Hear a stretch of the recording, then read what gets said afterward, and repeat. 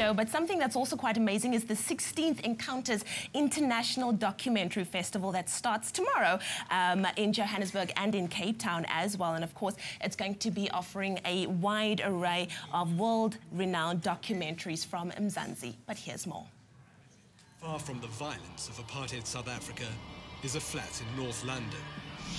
It's the centre of a secret communication network. The Vula operatives had exactly the same problems that we all had in covert operations, that is communication with people in the field. That's the technical problem to crack. This revolutionary system is built by a South African on the run from the security police. He was very determined. He knew what he was doing. He was brilliant. He had an ability to construct things. Tim Jenkin is at the heart of Operation Vula, a last-ditch plan to topple apartheid. Without this communication system, the apartheid regime could have divided the movement into fragments and set us at war with each other, and we would have had bedlam in there. The Vula Connection, truly a gripping story, of course. It forms part of the 16th Encounters International Documentary Festival, taking place both in Johannesburg and Cape Town. And joining us right now, we have Marion Edmonds, the director of the Vula Connection. Marion, thank you so much for joining us this morning. Hello. And I'm so glad you're putting the spotlight on this story, because Operation Vula, I mean, it remains one of South Africa's most dramatic, untold stories. Quickly give us a background into what the Vula operation, or Operation Vula, is all about. Well, the angle I took on it, because it's quite a complicated and big story, was the place where I started was the man who made the communication system to make Operation Vula work. Now, in those days, the ANC wasn't really managing to get its operatives, its senior operatives, into South Africa. It was really battling. The South African Defence Force was very strong. And part of the reason was that they couldn't communicate with their operatives once they got in. And a unique and ingenious man called Tim Jenkin, a very quiet man, managed to work this out, and he devised a very early sort of computer network system that he smuggled into the country so that people inside, underground, could talk via his computer in his flat in London to Lusaka. That is incredible. I mean, how did he even go about that? Because we're talking about something that plays off, you know, in history, we weren't as technologically advanced as we are today. I mean, how did he even go about doing that? He must have been very clever. Oh, he was very, he's still with us, and he's still very clever. He had spent a lot of time being an operative himself, and in the olden days, in the sort of 70s, people had sent messages by manually encrypting little messages, exchanging letters for ciphers, and it was an extremely tedious and long process. So you'd had that experience, and then you had to sort of smuggle it through a book, through the post. So any message would take a month to 6 weeks to get to the other side, and he realized that that was the problem. And then when he managed to escape from jail, which is a completely different story, he went into exile. Which I believe was quite a feat. It was quite a feat, yes.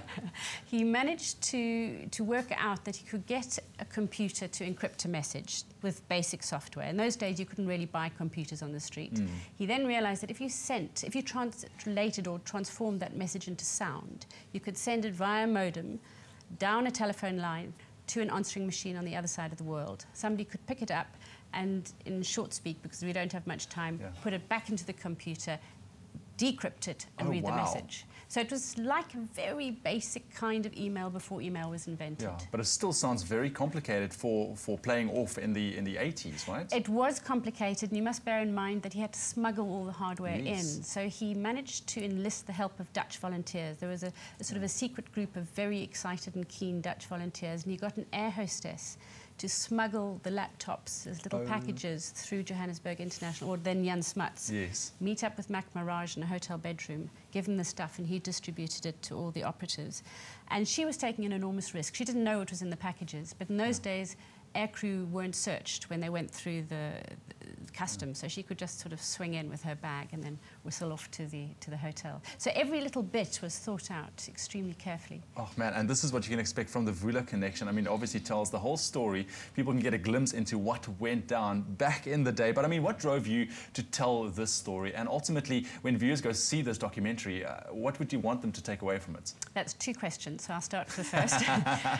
The company I work for, Subido Productions, is very keen on capturing in documentary important stories of the struggle and our very tumultuous political history that are being overlooked. So that's how I got to get the money to make it, which was great. But I was actually involved in another documentary about a chap called Dennis Goldberg, who was sentenced to life imprisonment with Nelson Mandela at the Rivonia trial. And he'd been in prison with this man, Tim, and was going to escape with him when Tim, I mentioned it earlier that Tim had planned to escape. Yes. Tim fashioned keys out of wood to unlock all the doors to let them out. But at the very last moment, Dennis decided he was too old to take that kind of risk. So he left it to Tim and to others to escape.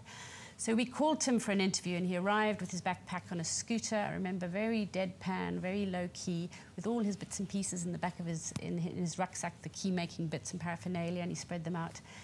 And he was fascinating. And at the end of the documentary, everybody who saw it said, what happened to that man who made the keys and escaped? Yeah. So that became the prompt to find out. And then this whole other story sort of unfolded. Yeah, there is really so much info that you are bringing forth. Thank you so much for coming through. Marion Edmonds, director of the Vula Connection. I mean, that forms part of the Encounters Documentary Festival that plays off in Johannesburg and also in Cape Town. If you want to see the Vula Connection, you can do so at the Lobia on Orange in Cape Town. That's on the 6th of June. And also the Bioscope in Johannesburg on the 10th of June. But we'll also upload all those details on our website, expressoshow.com. Right now, we are taking a very quick ad break. Stay tuned for some more film news after the break.